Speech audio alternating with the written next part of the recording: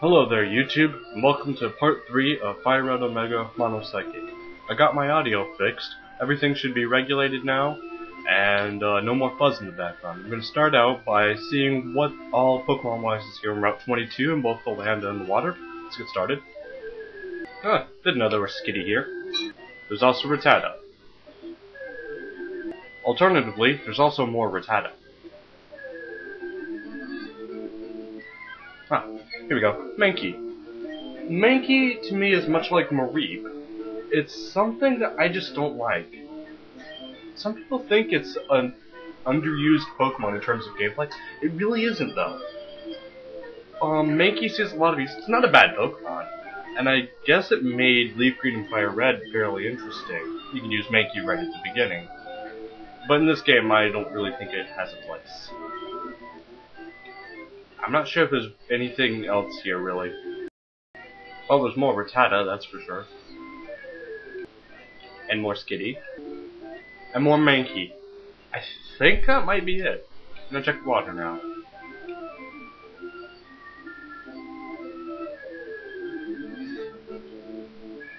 Clamperl. Hell yeah. If I were doing mono water, this bitch would be on my team right away.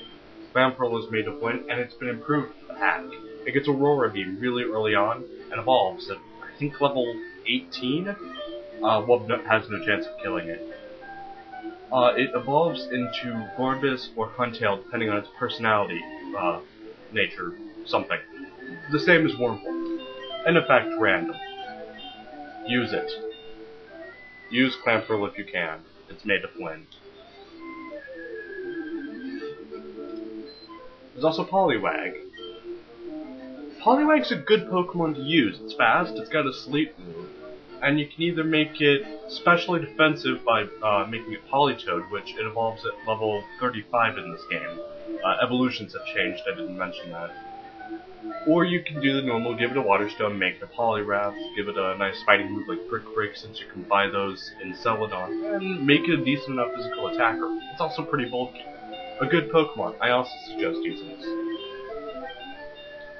Well, that's it for the water. Now I'm going to warp over to Pallette Town. Warp complete.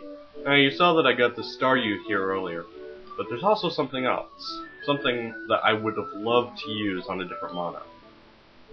Come on. Come on. Okay. I'll edit it until the battle starts.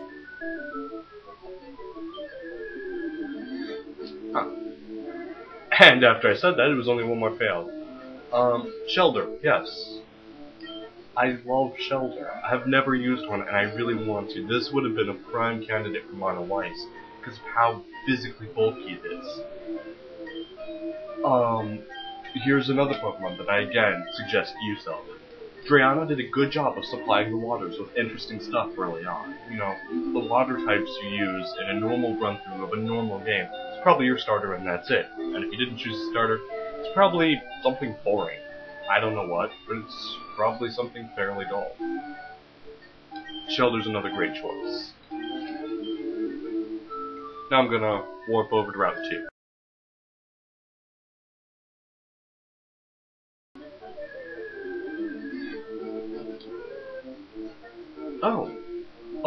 Hoo-Hoo. I forgot that's in Route 1. Hoo-Hoo is another gold-silver Pokemon you've probably used before. It does have a sleep move, which is nice. It can learn psychic attacks, however weak, which is really nice. And it can make good use of Dream Eater, I guess, especially due to Hypnosis's increased accuracy. It also takes special hits reasonably well, and has Insomnia, which is godly in this game. I will be getting an Insomnia Pokemon later. Overall, if you're going to use a generic bird, use Hoo-Hoo.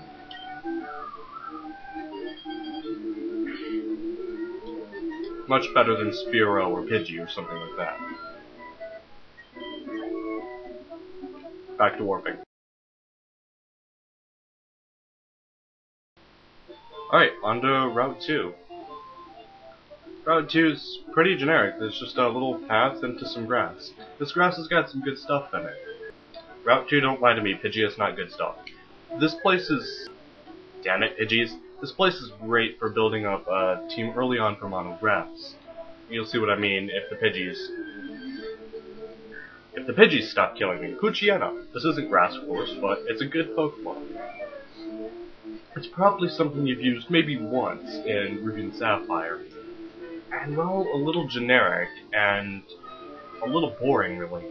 It's not a bad Pokemon, and its Dark type is very useful, especially for Sabrina, who is very, very, very difficult in this game.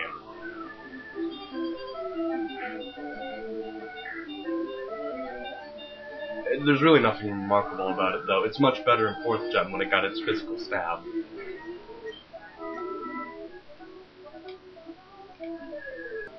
There's hoots here, too, like the one that caught me on my teleportation. The game is proving once again that it absolutely loves Swablu.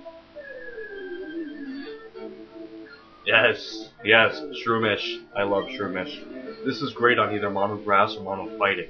On Mono Fighting, it adds much needed type coverage. On Mono Grass, it adds a much needed physical attacker. It's also freaking Shroomish. In an ordinary run, I don't know if you need to use this, but it's amazing. It's a lifesaver for Mono Grass or Fighting.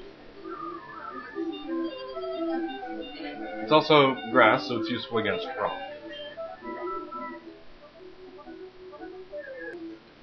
Shroomish, you were interesting last time. Alright, there's one more thing here. I'm just gonna edit until I find it.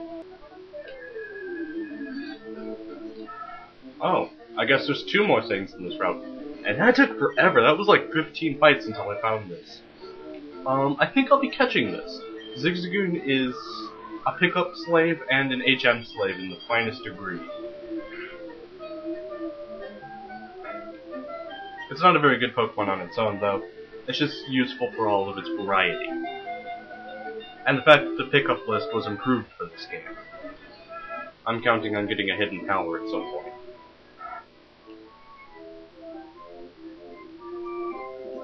I will give you the obligatory name of all caps, slave. Yes. I gotta dread it until I find that Pokemon I'm looking for. I know it's here. There's that goddamn Hoppip. Yes! Yelling at the game makes it work. Where is that goddamn Hoppip? I've been looking for this for about 4 minutes, though. 4 minutes now. I didn't know it was that rare, goddammit. Hoppip, you're gonna die. Don't use Hoppip, people. Ugh.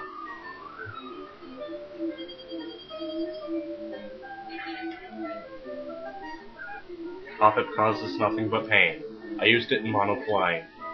I had to drag its sorry ass the entire way. That was Mono Flying, first of all. Anyway. Short break.